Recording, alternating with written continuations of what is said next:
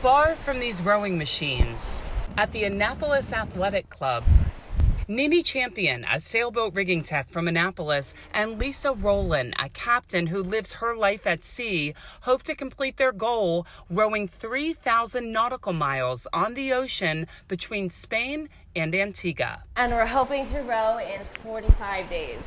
It's also a fundraising mission that travels far beyond the mental and physical endurance needed to race. I grew up in the foster care system, and then I've gone on now to become the captain of a yacht, and I mean, just the whole maritime industry has changed the trajectory of my life.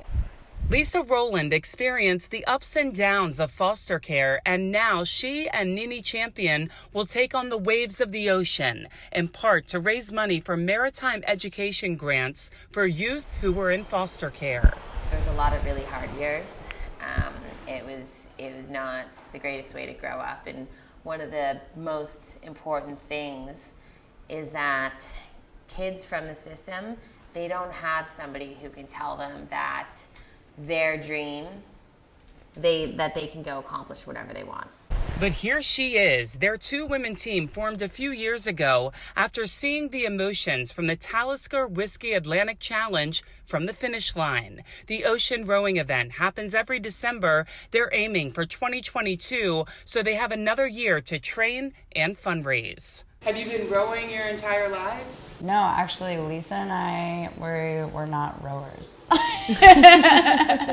we're seafarers. We're sailors. But they're confident about taking on the ocean in a boat like this one. It's a completely unassisted race, so we can't take on any outside assistance. Just the two of them at sea for at least 45 days. They're still raising money for their own boat. In fact, the crowd at the Annapolis boat shows was generous to them as they set up a tent outside of McGarvey's. They're seeking sponsorship for the operational cost of the race, about $100,000, and for Homebridge Youth Society, which is based in Canada, where Lisa grew up, and provides residential care to youth in the foster care system.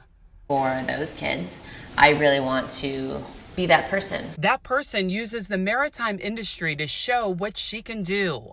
They'll carry 4,000 calories a day each in military rations and produce water on board with a desalination machine. The women will stay on the boat for the most part. So actually, no, we will be getting in the water because it is important that we clean the bottom of the boat in order to keep up speed, like less resistance, because a lot of things will grow. The idea of just like thousands of feet beneath you.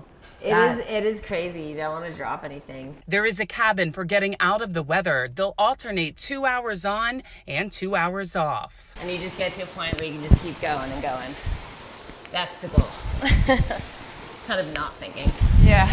Their oars will be in the Atlantic Ocean and facing so much uncertainty, but their hearts will not waver. For Chesapeake Bay Media's Bay Bulletin, I'm Cheryl Costello.